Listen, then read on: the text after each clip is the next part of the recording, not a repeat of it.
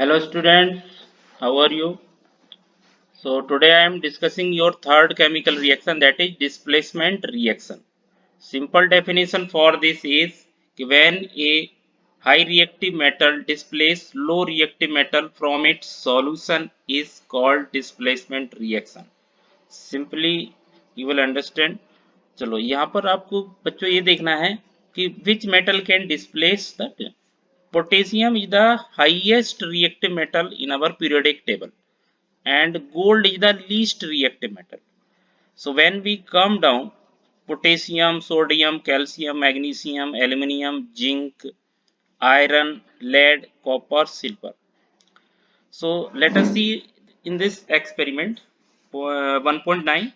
इसमें आपको दिख रहा होगा कॉपर सल्फेट सॉल्यूशन के अंदर आयरन नील्स को हमने यहाँ पर डिप किया हुआ है. तो you can see iron is higher position than copper. So means iron is more reactive than copper. So what will happen after 20 minute, यहाँ पर 20 मिनट का एक्सपेरिमेंट करके देखना है.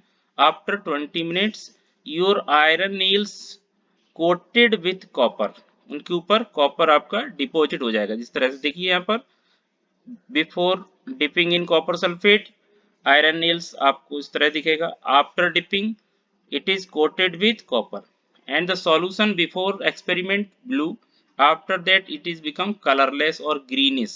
So it show that copper present in the copper sulfate solution displaced by iron and solution become iron sulfate. तो ये जो solution है ये आपका क्या बन जाएगा आयरन सल्फेट FeSO4. इसमें क्या आ जाएगा FeSO4. तो Fe will dissolve and SO4 will form the salt with FeSO4. So what is the chemical reaction? How can you write this reaction? So you can see here iron is solid form and copper sulfate in aqueous form. तो आपको यह ध्यान रखना displacement reaction में one chemical will be in solid state and another will be in aqueous state. So iron displace copper and iron form copper sulfate to iron sulfate. यहाँ पर देखिए आपको iron sulfate and copper displace in solid form. So this is called the simple displacement reaction. आप कुछ और reaction ले सकते हो. Zinc metal plus copper sulphate, zinc sulphate and copper, lead copper chloride, and so copper chloride will change into lead chloride and copper. ठीक है. So you will find that, for example, I am giving you some example. Suppose you have copper plus zinc sulfate ZnSO4. Is that this reaction possible? If yes, then how? If no, then why? Okay. So I think this is not possible because you know that zinc is more reactive than copper. Copper will not displace the zinc from zinc sulfate. So this reaction is not possible. So आपके exam में इस तरह के question आ सकते हैं कि when we put copper plate in zinc sulfate solution, then is that reaction possible?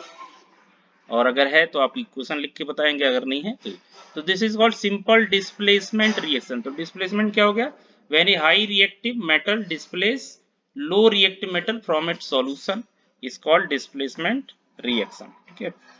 तो आप इसके नोट्स बना लीजिए, इक्वेशन आपको अच्छे से याद रखना है. Second is double displacement reaction.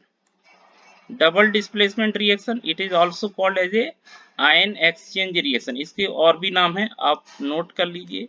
Ion exchange reaction, इसका ion exchange reaction and precipitate reaction. Ion exchange reaction, ion exchange और precipitation reaction, PRE precipitation reaction. ये आपको तीनों नाम याद रखना है, कई बार पूछे जा सकते हैं. What is the another name of double displacement reaction? Precipitation reaction. ठीक है. डिस्प्लेसमेंट रिएक्शन हो गया, आयन एक्सचेंज रिएक्शन एंड दूसरा precipitation reaction. So let us see by example. तो यहाँ पर आपको दो टेस्ट ट्यूब दिख रहे होंगे, one contain the barium chloride, एक में आपने लिया है बेरियम क्लोराइड और second containing the sodium sulphate. When we mix these, अब देखिए इसमें दोनों सॉल्यूशन है। डबल डिस्प्लेसमेंट में आपको क्या याद रखना है, both should be in aqueous form. आपके जो सॉल्ट हैं ड्राई, उनको पानी में घोल के सॉल्यूशन बना लेना, ठीक है।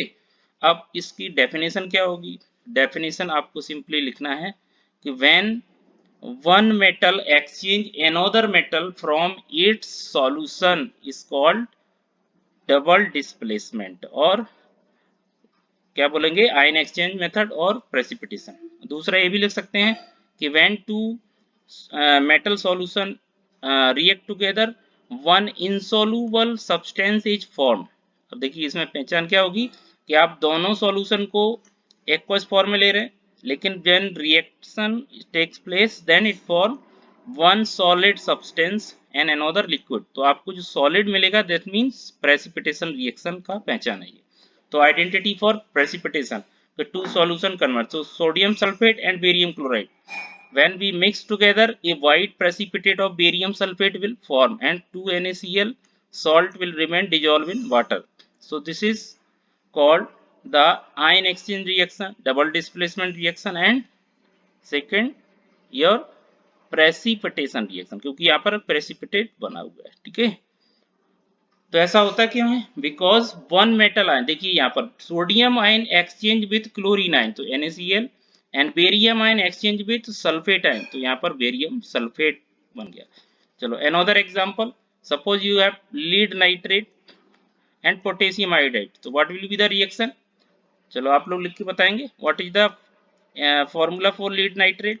तो आप लिखिए PbNO3, क्या फॉर्मूला है, PbNO3 का होल ट्वाइस, ब्रैकेट लगाइए, this is lead nitrate plus, ठीक है, NO3 लगाना है अंदर, ठीक है, PbNO3 का होल ट्वाइस प्लस, ये मेरा राइटिंग पैड थोड़ा काम नहीं कर रहा, पोटेशियम आयोडाइड Ki, ठीक है, आप अच्छे से राइटिंग में लिखिएगा, ध्यान दीजिए Ki।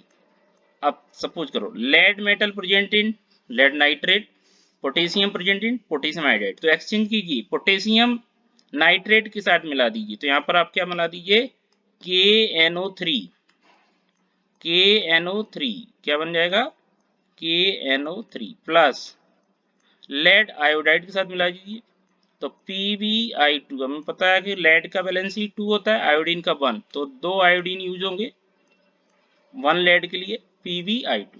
अब I2 2 है तो यहाँ पर आपको 2 लगाना पड़ेगा, ठीक है, 2, तो यहाँ पर 2 कर दीजिए, तो 2K भी हो जाएगा, 2KNO3, so your solid substance will be ये, तो ये बन जाएगा येलो प्रेसिपिटेट। कई बार पूछा जाता है कि when potassium iodide react with lead nitrate which colour precipitate form, PPT, इसको PPT शॉर्ट फॉर्म में लेते हैं, और potassium nitrate will aqueous solution, ये कैसा रहेगा, एक्वस, और ये दोनों कैसे लेना है, ये भी एक्वस लेना है, ठीक है, ये भी एक्वस आपको रखना है और ये भी एक्वस रखना है।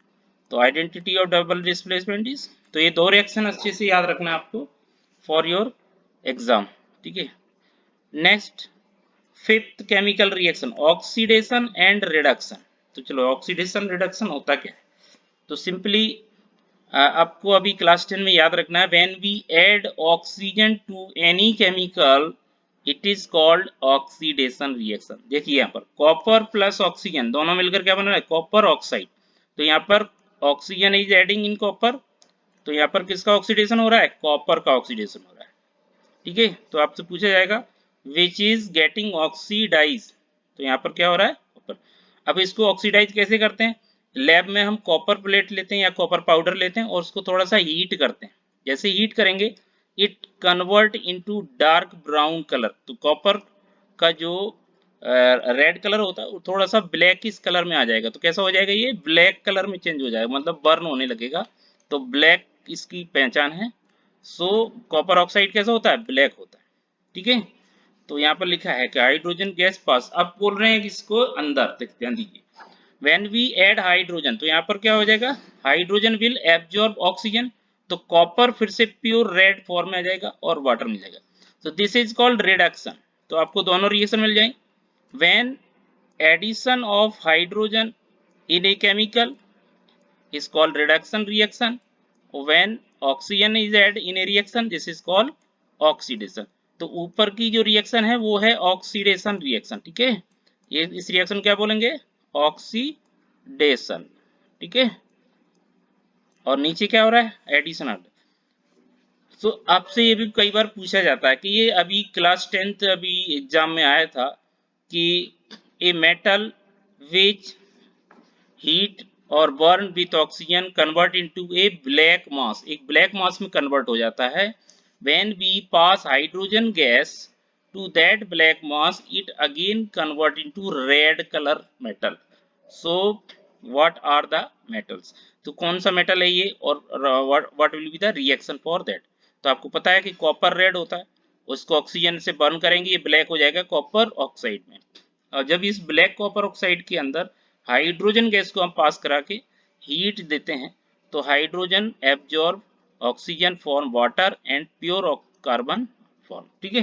सो this is the simple reaction, this called. अब इन दोनों रिएक्शन को हम मिला देते हैं। यहाँ पे देखिए copper oxide plus hydrogen, copper plus H2। तो अब देखिए copper oxide removing oxygen changing into copper, तो इसको क्या बोलेंगे, reduction. Here hydrogen is adding oxygen, तो इसको क्या बोलेंगे, oxidation. So when both reactions takes place simultaneously in a chemical reaction is called redox reaction। तो आपको समझ में आ गया होगा redox reaction क्या होता है, addition of oxygen oxidation, addition of hydrogen reduction, या हम दूसरा भी बोल सकते हैं रिमूवल ऑफ ऑक्सीजन रिडक्शन, ठीक है। तो ये आपको दोनों याद रखना। चलो अब यहाँ पर कुछ एग्जांपल दिए रेडॉक्स के।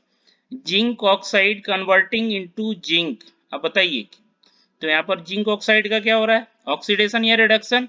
तो आपको दिख रहा है कि ऑक्सीजन इज रिमूविंग, मतलब जब भी किसी चीज से ऑक्सीजन हटाते हैं तो उसका रिडक्शन होता है, तो रिडक्शन, ठीक है। कार्बन कन्वर्टिंग इनटू CO, मतलब ऑक्सीजन का ऐड हो रहा है तो मतलब ये हो जाएगी ऑक्सीडेशन रिएक्शन, ठीक है। तो ये रिडॉक्स रिएक्शन है, ओके। चलिए अब यहाँ पे देखो MnO2 कन्वर्टिंग इनटू MnCl2। अब देखो MnO2 से MnCl2 आपको यहाँ पर मिल रहा है, तो सीधी सीधी आपको क्या बोलेगा, ऑक्सीजन इज रिमूविंग, तो सिंपली आप क्या लिखेंगे, रिडक्शन हो रहा है। HCl कन्वर्टिंग इनटू Cl2, अब यहाँ पर देखो दो पार्ट में हो रहा है H2O Cl2, तो या तो आप ये बोल सकते हो HCl कन्वर्टिंग टू H2, तो यहाँ पर कुछ भी लिख सकते हैं, तो ये आपका रिडक्शन के फॉर्म में रहेगा, ठीक है, सॉरी ऑक्सीडेशन, ठीक है। सो this is oxidation and this is reduction. HCl is getting oxygen, तो दिस इज ऑक्सीडेशन। तो ऐसे कई एग्जांपल आ सकते हैं, आपको सिंपली आइडेंटिफाई करना है कि कौन सा रिडक्शन है। चलो यहाँ पर दिया हुआ है कि जैसे Cu and ZnO reduce zinc and HCl is oxidized, ठीक है, to Cl2 where MnO2 reduce to MnO2, तो MnO2 reduce हो रहा है MnCl2। सो आई होप आपको ये समझ में आ गया होगा रिएक्शंस के बारे में, ठीक है। चलो लास्ट में फटाफट ले लेते हैं ये कोरोजन रिएक्शन क्या होते हैं, what are corrosion.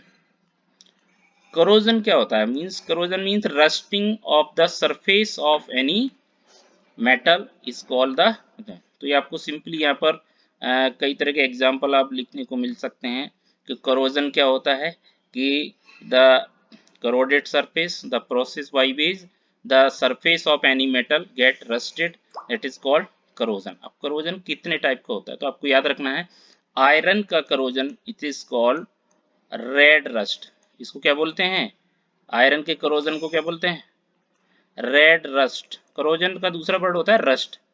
What is the formula of red rust, चलो दिमाग लगाइए, what is the formula, Fe2O3, ये अच्छे से याद रखना है, एग्जाम पूछा जाता है। What is the formula of red rust, Fe2O3 ferric oxide dot dot XH2O, मतलब X मोल ऑफ H2 होते हैं, कुछ फिक्स नहीं है, दो हो सकते हैं, तीन हो सकते हैं, ठीक है। आयरन के अलावा कॉपर भी रस्ट करता है, कॉपर रस्ट करता है, तो ये कैसा होता है, ग्रीन रस्ट, इसको क्या बोला जाता है, ग्रीन रस्ट। इसकी रस्ट कैसे कलर की आती है, ग्रीन रस्ट, थोड़ा आप अच्छे से लिख लीजिएगा, ग्रीन रस्ट, किस कलर की आएगी इसकी रस्ट? Green rust. अब क्या फॉर्मूला होता है इसका? इसमें कार्बन डाइऑक्साइड यूज होता है, कॉपर कार्बोनेट। क्या होता है? Copper carbonate dot copper hydroxide, दो केमिकल से मिलकर बनती है rust, copper carbonate and copper hydroxide. ठीक है, this is called green rust. कैसे कलर की आएगी?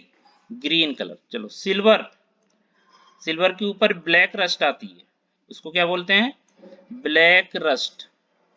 ये आपको याद रखना है, एग्जाम में आता है कि which metal form black rust. तो ब्लैक रस्ट कौन बनाता है? सिल्वर। अब केमिकल कौन सा होगा वो? What is the name of chemical? Silver sulphide. ठीक है, silver sulphide, Ag2S, silver sulphide होता है, ये आपको याद रखना है। गोल्ड में कोई रस्ट नहीं लगता, so that is rust free. ठीक है, अब क्वेश्चन आता है how to prevent rusting of the metal. तो इसके लिए कई तरीके से होते हैं, जैसे अगर कई बार पूछा जाता है कि करोजन से क्या क्या हमको मतलब इसमें लॉस होता है, तो corrosion cause damage of car bodies. आपकी कार अगर ऐसे ही काफी सालों तक रखी रहे तो उसमें देखो रस्ट हो जाता है। ब्रिज, आयरन रेलिंग, शिप, ठीक है, all object made of metal, specially those iron. So corrosion of iron is a serious problem, so every year enormous amount of money is spent to replace damage the iron। तो कई कितने हमारा जो iron के बने हुए bridge हैं या डैम हैं उसमें कई तरह की रस्टिंग होती है, उनको बचाने के लिए लाखों रुपए खर्च करने पड़ते हैं। तो हाउ टू प्रिवेंट, तो इसके लिए तीन तरीके हैं, बाई ऑयलिंग, ग्रीजिंग और पेंटिंग। तो सबसे पहला सिंपल है भाई, कोई रस्ट वाली जगह पर हम ऑयल लगा देते हैं, ठीक है, ग्रीज लगा दें, पेंट कर दें। ठीक है, तो पेंटिंग सिंपल, मतलब आप और कुछ नहीं आता तो आप पेंटिंग से उसकी रस्ट को बचा सकते हैं। ठीक है, नेक्स्ट आप क्या कर सकते हैं? गैल्वेनाइज कर सकते हैं, मेटल के ऊपर आप दूसरे मेटल को अप्लाई कर सकते हैं। जैसे जिंक मेटल आप आयरन के ऊपर कर देते हैं तो क्या हो जाता है कि zinc remain in outer surface and iron remain in inner surface. तो जिंक ही रिएक्ट करता है आयरन, गैल्वेनाइजिंग जिंक।